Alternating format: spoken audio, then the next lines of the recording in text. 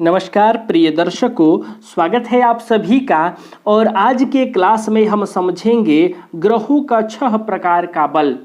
ग्रहों का षडबल कौन कौन सा है? तो स्थान बल, दिग्बल जिसको दिशा बल कहा जाता है, काल बल, नैसर्गिक बल, चेष्टा बल और दृग्बल यानी दृष्टि बल। ये 6 प्रकार के बल ग्रहों को प्राप्त होता है। तो इन बल को हम एक एक करके इस जन्म कुंडली पर समझेंगे। तो आइए सबसे पहले बात करते हैं स्थान बल के बारे में। प्रिय दर्शकों, स्थान बल वह बल है ग्रह को किसी पर्टिकुलर स्थान में बैठ जाने पर प्राप्त होता है।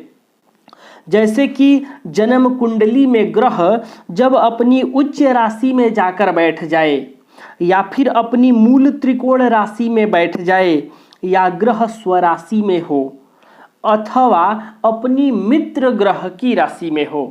ग्रहों का नैसर्गिक संबंध जो पिछले वीडियो में मैंने आपको बता दिया है, तो ग्रहों का नैसर्गिक संबंध वाला वीडियो आप देख लीजिए। नैसर्गिक ही यहाँ देखा जाएगा कि ग्रह के मित्र ग्रह कौन कौन से हैं, और उन मित्र ग्रहों की राशि पर भी जब ग्रह जाकर बैठेगा तो उसको भी स्थान बल की प्राप्ति हो जाएगी। इसके साथ साथ ही जब ग्रह कुंडली में उच्च का होगा, जैसे सूर्य मेष राशि में हो, यह उच्च के होते हैं। बृहस्पति कर्क राशि में बैठे हों, ये उच्च के होते हैं। शनि तुला राशि में बैठे हो तो ये उच्च के होते हैं। मंगल मकर राशि में हो तो ये उच्च के होते हैं। तो किसी एक ग्रह को समझ लेते हैं, जैसे बृहस्पति कर्क में हो तो भी यह स्थान बल प्राप्त करेंगे, धनु राशि में हो या मीन राशि में हो तो भी स्थान बल प्राप्त करेंगे। और इसके साथ साथ बृहस्पति अपने मित्र के राशि पर भी होंगे तो ये स्थान बल प्राप्त करेंगे। अब बात करते हैं दिग्बल के बारे में, दिशा बल के बारे में। तो प्रिय दर्शकों, दिशा कितना है कुंडली पर, दिशाओं का ज्ञान के ऊपर भी मैं पूर्व के क्लास में मैं वीडियो बना दिया हूं, आप उसे देख सकते हैं कि वहां मैंने 10 दिशाओं के बारे में बताया है। यहाँ मैं केवल 4 दिशाओं के बारे में बता रहा हूं, जिसकी यहाँ जरूरत पड़ेगी। पूरब, पश्चिम, उत्तर और दक्षिण, इन 4 दिशाओं में ही ग्रहों को दिशा बल की प्राप्ति होती है, दिग्बल की प्राप्ति होती है। और पूरब दिशा कौन सा है? तो लग्न भाव है पूरब दिशा, सप्तम भाव है पश्चिम दिशा, चतुर्थ भाव है उत्तर दिशा और दशम भाव है दक्षिण दिशा। तो पूरब में लग्न भाव में बुध को और बृहस्पति को दिग्बल की प्राप्ति होती है। अगर जन्म कुंडली में बुध ग्रह और बृहस्पति ग्रह यदि लग्न में बैठे हैं तो उनको यहाँ दिग्बल की प्राप्ति हो जाएगी, उनको एक एक्स्ट्रा बल मिल जाएगा जिसको दिग्बल यानी कि दिशा बल कहते हैं। अब यहाँ बुध या फिर बृहस्पति यहाँ किसी भी राशि में हो, राशि का यहाँ दिग्बल के लिए कोई महत्व नहीं है। किसी भी राशि पर ये ग्रह यहाँ बैठे हों, इनको दिशा बल की प्राप्ति हो जाएगी। अब पूरब में हो गए बुध और बृहस्पति। चंद्र और शुक्र जन्म कुंडली के जब उत्तर दिशा में बैठेंगे यानी चतुर्थ भाव में बैठेंगे, कौन कौन? चंद्र ग्रह और शुक्र ग्रह। तो इन 2 ग्रहों को इस दिशा में दिग्बल की प्राप्ति हो जाती है। शनि सप्तम भाव में दिग्बली होते हैं, दिशा बली होते हैं, यानी कुंडली के सप्तम भाव में शनि बैठे हैं, किसी भी राशि के बैठे हों, इनको दिग्बल की प्राप्ति होगी। और दशम भाव में सूर्य और मंगल को दिग्बल की प्राप्ति होती है। यहाँ सूर्य बैठा हो या यहाँ मंगल बैठा हो तो इन दोनों को दिग्बल की प्राप्ति हो जाती है, दिशा बल प्राप्त हो जाता है। अब आप कहेंगे कि इनको इन भाव में क्यों दिशा बल प्राप्त होता है? क्योंकि बुध और बृहस्पति को पूरब में दिग्बल की प्राप्ति होती है और पहला भाव पूरब है। चंद्र और शुक्र को उत्तर दिशा में दिग्बल की प्राप्ति होती है और ये वाला भाव उत्तर दिशा है। शनि को पश्चिम दिशा में दिग्बल की प्राप्ति होती है और यह पश्चिम दिशा है। सूर्य और मंगल को दक्षिण दिशा में दिग्बल की प्राप्ति होती है और ये दक्षिण दिशा है। अब बात करते हैं काल बल के बारे में। प्रिय दर्शकों, काल का मतलब होता है समय। एक पर्टिकुलर समय में ग्रहों को बल की प्राप्ति ही काल बल कहलाता है। इसको आप नोट करें, यानी कि रात्रि में जन्म हो, अब यहाँ आपको काल बल के लिए देखना है कि जातक का जन्म कब हुआ है, दिन में या रात में। यदि रात्रि में जन्म हो तो चंद्र ग्रह, मंगल ग्रह एवं शनि ग्रह बली होते हैं। इन 3 ग्रहों को काल बल की प्राप्ति हो जाती है। आप पुनः से ध्यान रखें, रात्रि का जन्म हो तो चंद्रमा, मंगल और शनि, ये 3 ऐसे ग्रह हैं जिनको काल बल की प्राप्ति हो जाती है। और यदि किसी जातक का जन्म दिन में हुआ हो तो सूर्य, बुध, शुक्र बली माने जाते हैं। वहां भी 3 ग्रहों को बल प्राप्त हो जाता है, बुध को, सूर्य को और शुक्र को।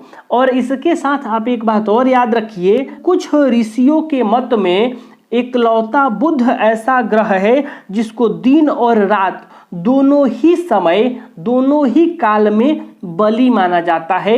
काल बल की प्राप्ति बुध को दिन में जन्म हो तो भी प्राप्त होता है और रात्रि में जन्म हो तो भी प्राप्त होता है, ऐसा कुछ ऋषियों का मानना है। और कुछ ऋषि मानते हैं कि बुध को केवल दिवस बली माना जाता है, दिन में जन्म हो तो ही बुध बली होते हैं, काल बल की प्राप्ति होती है उन्हें।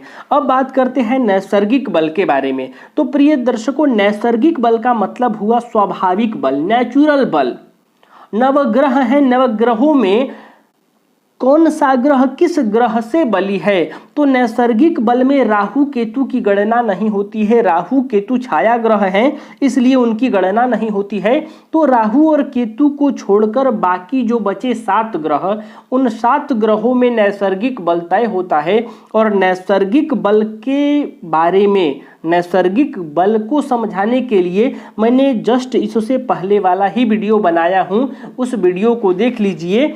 यहाँ आप देखिए, ग्रहों का नैसर्गिक बल मैंने इस सूत्र के माध्यम से बता दिया था, शकु भुगु सुचराद्यः वृद्धितो वीर्यवन्तः।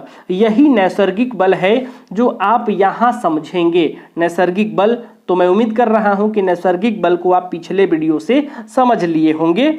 अब बात करते हैं चेष्टा बल के बारे में। प्रिय दर्शकों, चेष्टा होता क्या है? देखिए, किसी चीज के प्रति चेष्टा करना, वह चेष्टा बली होता है। ग्रह, जब ग्रह ऐसी अवस्था में हो जब उसमें चेष्टा की प्रवृत्ति बन जाए, वैसी अवस्था में ग्रह चेष्टा बली हो जाते हैं। चेष्टा बली होते कब हैं? तो मकर, कुंभ, मीन, मेष, वृष, मिथुन, इन 6 राशियों में। ये 6 राशि कौन कौन से हैं? मकर, कुंभ, मीन, मेष, वृष, मिथुन। आप ध्यान दीजिए, ये 6 राशि उत्तरायण की राशि है। यदि इन 6 राशियों में सूर्य हो तो वह चेष्टा बली माना जाता है। सूर्य, केवल सूर्य, अभी आप समझिए कि यदि सूर्य उत्तरायण हो, यानी मकर से लेकर मिथुन राशि पर्यंत सूर्य हो तो वह चेष्टा बली होगा। और चंद्र भी इन्हीं 6 राशियों में यदि कुंडली में बैठे हों तो वो भी चेष्टा बली हो जाते हैं। पहले सूर्य और चंद्रमा को समझिए, फिर बाकी ग्रहों को समझिएगा। तो जैसे कि यहाँ 1, 2, 3, ये 3 राशि, और यहाँ से मकर राशि से लेकर, अब यहाँ आपको भाव नहीं देखना है, राशि देखनी है। मकर राशि से लेकर मकर, कुंभ, मीन, मेष, वृष, मिथुन, इन 6 राशियों में यदि सूर्य बैठा हो, जैसे कि यहाँ है, या इन राशियों में चंद्रमा बैठे हो। अब जैसा कि यहाँ मैंने लिखा है, इसी पर देखिए, सूर्य मकर राशि में है तो सूर्य को यहाँ चेष्टा बल की भी प्राप्ति हो जाएगी और 10वें भाव में इसकी स्थिति दिग्बल की भी प्राप्ति करा रहा है। तो दिग्बल अभी छोड़िए, अभी चेष्टा बल समझिए।